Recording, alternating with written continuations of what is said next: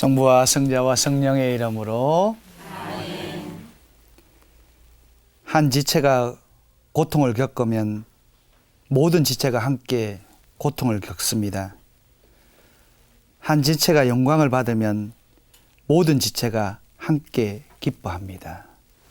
성부와 성자와 성령의 이름으로. 아멘. 반갑습니다. 그동안 또 잘 계셨지요? 네. 아이고, 또 이렇게 반가운 얼굴들이 또 이렇게 활짝 웃는 얼굴도 보니까 정말 기쁩니다. 예. 지난 시간까지 7가지 악습에 대해서 이야기를 했는데, 따지고 보면 그 주제들이 굉장히 이렇게 우리와 밀접한 연관이 있다 보니까 많은 사람들이 아주 흥미롭게 잘 봤다는 이야기를 해오셨습니다.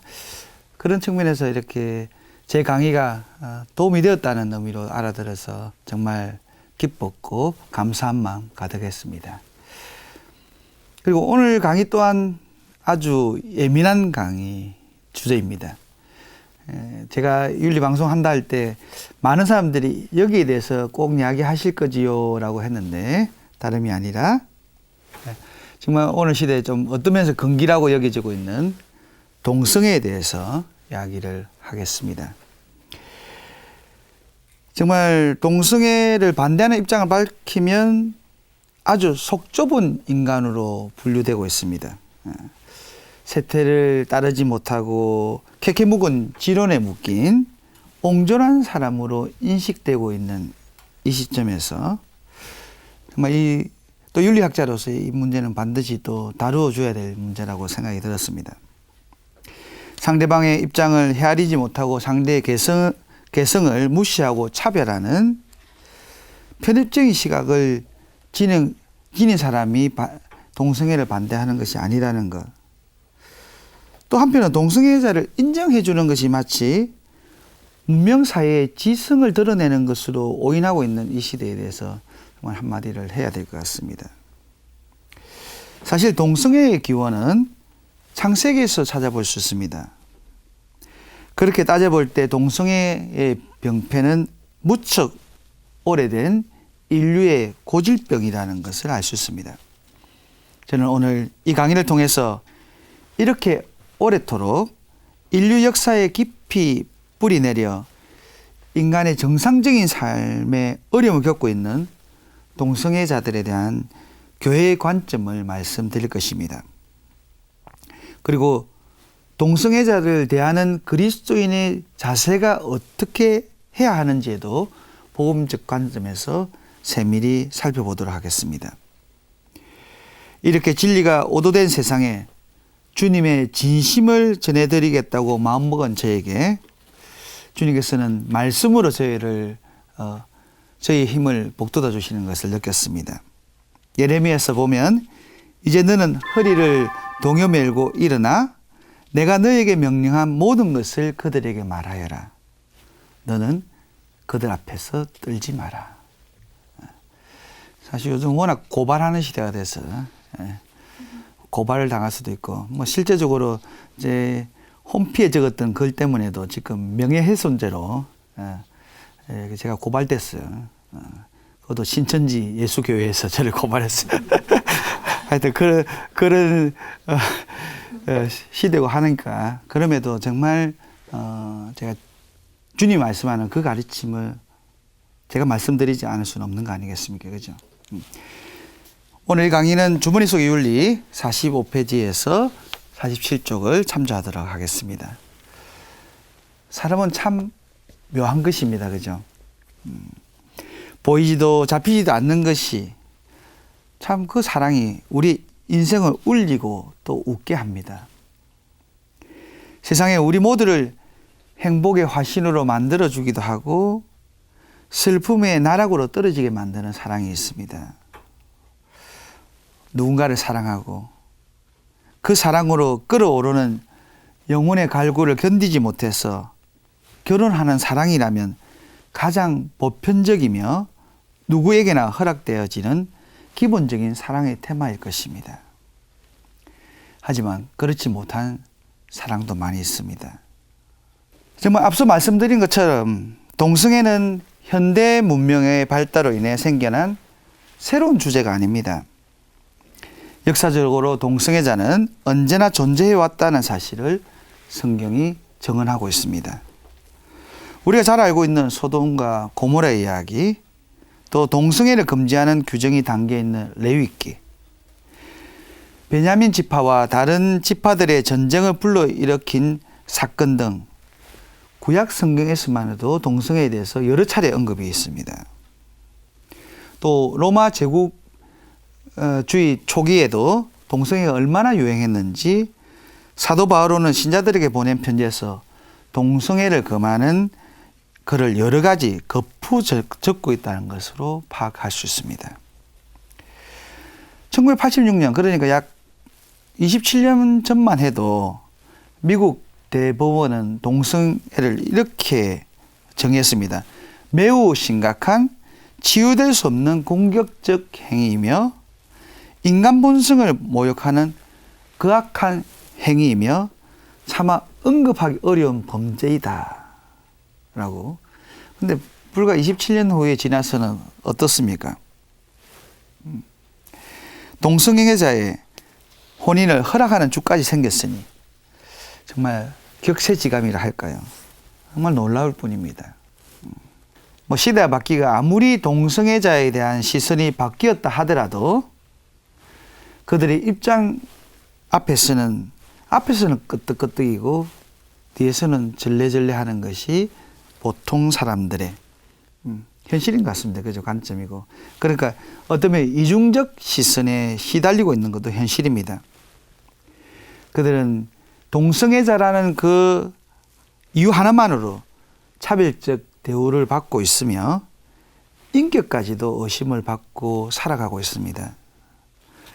다수와 다른 가치관을 지녔다는 이유만으로 동성애자들이 부당한 대우를 받는다면 그것은 강요이고 차별입니다. 특히 마치 외계인을 바라보듯이 그렇게 그 시선으로 바라볼 때 그 시선을 견디지 못해서 무언의 폭력에 시달리다 자살하는 경우도 빈번한데 이것은 강요이고 차별입니다. 그죠?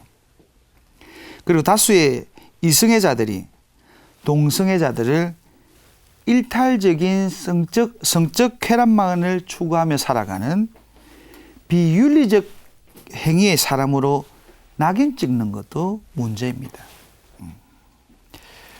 근데 많은 동성애자들은 자신을 철회할 수 없는 동성애자라고 주장합니다. 이 주장은 상당히 중요한 의미를 띠고 있습니다. 이게 선천적이냐 아니면 후천적이냐에 따라서 모든 것이 다 달라지기 때문입니다. 또 중요한 것은 아이의 입양 권리도 후천적이라고 하면 또 다른 동성애자를 낳게 되기 때문에 그런 권리 획득에서도 문제가 있기 때문에 동성애자는 반드시 자기들이 선천적이다. 태어날 때부터 어쩔 수 없다라고 이렇게 주장할 수밖에 없습니다. 그러니까 자신들의 그 어떤 동성애에 대한 이끌림이 자연스러운 현상이라는 거죠. 후천적으로 습득된 것이 아니라. 나아가 서로를 아낌없이 사랑하는 그들의 결합이야말로 새로운 가족 공동체임이 분명하므로 합법화되어야 한다고 주장하고 있습니다. 그러니까 사실 자녀를 원하지 않는 이성애 부부에 비해서 입양을 원하는 우리들이 훨씬 인류애적이지 않느냐라는 주장도 합니다. 좀 그럴싸하게 들립니다. 그죠? 아버지 같이 못하는 그런 아버지를 두는 것보다 정말 사랑하는 자기들 사이에 아이들이 교육되어진다면 훌륭하게 더 잘 키워질 것이라는 그런 주장입니다. 그리고 또 이성애자들의 성교 방법을 문제시하지 않으면서 자신의 방법을 문제 삼는 것 자체를 차별이라고 하는데 이런 주장만 들으면 그렇듯합니다. 그죠? 고개도 까딱까딱 안 하는 거 보니 그렇듯 안 한가 봐요. 인정이 안 돼요. 그래도 그들의 주장하는 것을 일단 들어보면 더 잘 중요한 겁니다. 이에 대해서 교회 가르침을 정말 같이 나누도록 하겠는데, 그들을 감싸고 이해하며 깊이 있게 대화를 나누기보다 근본적으로 거부하려는 취지도 교회 본질을 이탈하고 있는 것입니다. 왜요? 교회는 동성애자든 이성애자든 똑같은 하나의 인격적 존재로 인정하고 있다는 것입니다. 그리고 동성애의 문제는 인격적인 문제가 아니라 윤리적 문제라는 것을 우리는 잊지 않아야 됩니다. 그러지 않으면 이렇게 그들은 하느님의 어린 양에서 제외되어 버리는 존재가 됩니다. 출발점부터. 그러니까 교회는 그들을 제외시키지는 않습니다. 그들도 하늘나라를 향해 데리고 가야 될 어린 양이라는 거예요. 교회는 동성애의 윤리적 죄에 대해서는 단호하지만 그것은 결코 그들을 죄인으로 낙인 찍기 위해서가 아니라 그들까지도 품기 위해 노력하고 있습니다. 하나님 마음 어떻겠습니까? 정말 중요한 것은 우리가 하느님의 마음으로 움직여야 된다는 거예요. 이런 사실은 교회의 여러 문서를 통해서도 우리가 알 수 있습니다. 하지만 단지 그들을 품어주기 위한 하나의 방법으로 동성애가 인간 성생활의 또 하나의 방법일 뿐이고 대등한 하나의 형태에 불과한 것으로 인정하게 될 때, 혹은 세계적인 추세에 따라서 모든 일을 먼저 끼얹는 성각자적 교회 모습을 보여주기 위해 일단 받아들이는 쪽으로 생각한다면 그것도 오산입니다. 그렇기 때문에 상당히 현명함이 필요한 것입니다. 교회는 그들의 아픔과 고통을 이해하고 돕는 일에 적극적으로 임해야 하지만 삐뚤어진 사고방식을 정당화시키려는 오류에 대해서는 한치 양보를 보일 수 없고 양보해서도 안 될 사안이라는 것입니다. 동성애자들도 본향을 향한 여정에 동참시켜야 할 하나님의 양인 것은 분명합니다. 교회는 모든 인간을 사랑하고 용서하고 수용합니다. 하지만 교회가 올바른 윤리 규범을 제시하지 않을 때 발생하게 되는 가치관의 혼돈은 더 큰 어려움을 불러일으킬 수 있다는 거죠. 정말 등대가 없다고 생각하시죠. 깜깜한 백기를 이렇게 운영할 때 등대가 없다고 생각하면 얼마나 불안하겠습니까? 그러니까 그러면서 교회는 하느님의 나팔소리고 하느님의 등대의 역할을 하는 것입니다. 정말 여러 가지 일에 부당한 차별을 당하면서 교회의 올바른 가르침을 이해하는 일에서조차 제외버린 희생자들은 어떻게 하겠습니까? 결국 자기 방어적인 태도를 취할 수밖에 없습니다.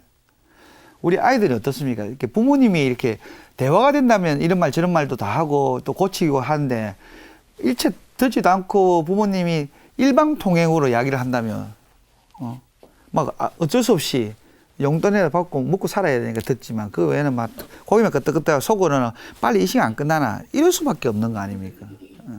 그러면 점점 멀어지고 내가 힘만 있어봐라. 내가 먹고 살아봐라.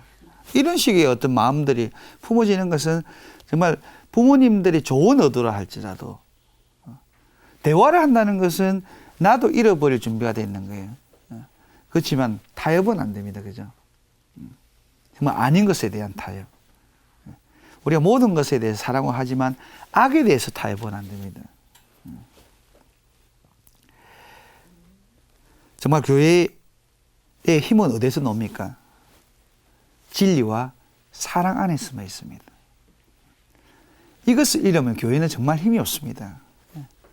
세상은 유행 따라 움직이지만 교회는 유행 따라가 아니라 진리와 사랑에 초점을 두고 뿌리를 둬야 되는 거 아니겠습니까? 사목적 배려에 대한 노력에 있어서 교회 가르침으로부터 이탈하거나 그 가르침에 대하여 침묵을 지키는 것은 결코 배려일 수 없고 사목이 될 수 없다라고 교회는 명백히 이야기합니다. 뭐 사회를 유지하고 발전시키는 가장 기본은 남녀 간의 혼인으로 이루어집니다. 그런데 지금 어떻습니까? 그 오랜 세월 동안 다져왔던 그 가족의 제도가 지금 뿌리채 흔들리고 있습니다, 사실은. 그죠?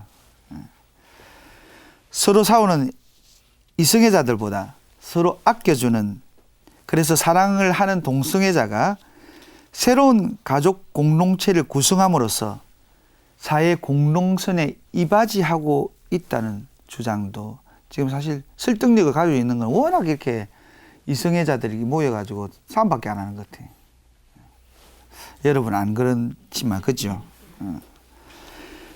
교황 바오로 6세께서는 태초부터 주어진 이 기본적인 가르침, 곧 성의 이중성은 하느님이 원하신 것이었고 남자와 여자는 하느님의 모상이며 그분은 생명의 원천이라는 사실을 잊어버릴 때 우리들은 사리분별을 하지 못한다라고 이야기했습니다.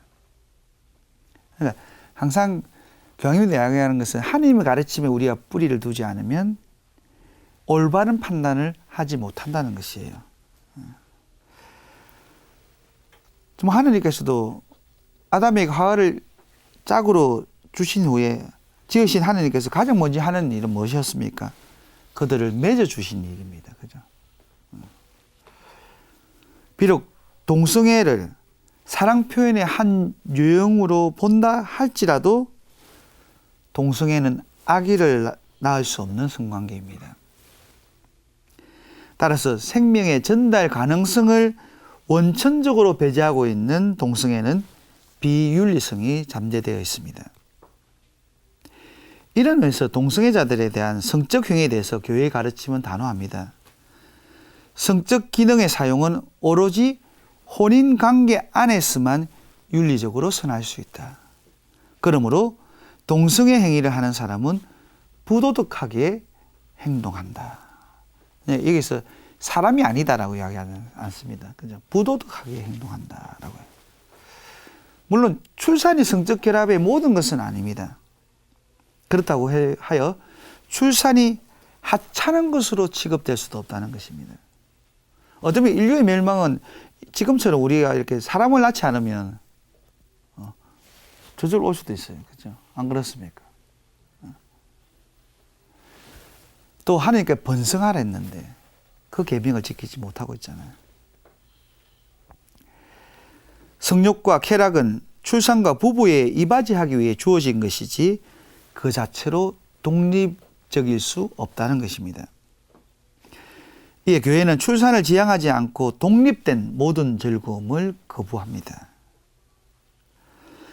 자발적으로 자녀를 원하지 않는 이성 부부에게서보다 동성 부부들이 자녀를 입양하여 가정을 꾸려나가려는 열의를 가졌다는 측면에서 그들이 더욱 정상적이며 가족적인 삶을 추구하는 것이라는 주장에 여러분 어떤 생각이 드십니까? 이거 참 많이 주장하는데 요즘은. 만일 동성애자들의 결혼을 합법화한다면 입양은 저절로 합법화됩니다. 그죠? 부부로 인정이 되니까. 그러한 동거가 가정이란 틀로 자리 잡는 사회가 허락된다는 것은 이성애 부부에게 얻어진 자녀가 동성애 부부에게서 자라나는 것을 생각해 보십시오. 정말 아이들은 선택권 없이 정해지는 입양 부모의 비정상적인 생활로 인해서 얻는 그 아이들의 상처는 무엇으로 치유될 수 있을까요? 이것은 합법화를 고려할 문제가 아닙니다.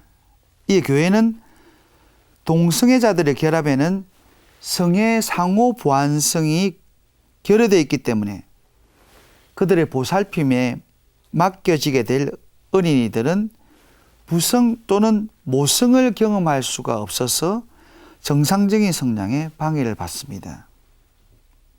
동성애자들에게 자녀 입양을 허용하는 것은 어린이들에게 악을 끼치는 것입니다. 라며 한치의 양보도 없습니다.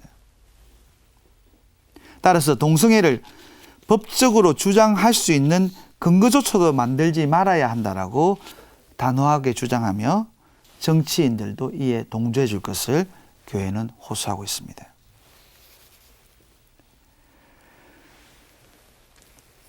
정말 그럼에도 불구하고 스스로 선천적으로 동성애적 성향을 지니고 태어났다고 규정하는 사람들을 만나게 되면 참 이렇게 하나님의 변덕스러운 분도 아니신데 왜 인간들에게 좌절과 낭패를 안겨주는 성적 성향을 부여하신 것인지 까닭을 쉽게 아니 거의 납득을 할 수가 없는 경우도 많습니다. 하지만 본능적이고 병적인 요인에 의한 것이라 할지라도 그 당사자가 윤리적 책임에 면제되거나 벗어날 이유는 없는 것입니다. 세상의 어떠한 고정관념이나 본능도 인간을 완전히 지배하여 노예로 만들 수 있는 힘은 없기 때문입니다. 그런 데서 저는 오늘 소위 세례를 받은 교인으로서 자신의 동성애 성향을 하나님의 뜻으로 여기는 분들에게 분명히 말씀드리고 싶습니다. 그들은 흔히 다윗과 요나탄이 동성애의 관계에 있다고 주장합니다. 그 성경 구절은 바로 사울 왕의 아들 요나탄의 죽음을 애도하며 지었던 다윗 왕의 글의 일부분입니다. 사무엘 하권 1장 26절에 놓지요. 나의 형 요나탄, 형 때문에 내 마음이 아프오.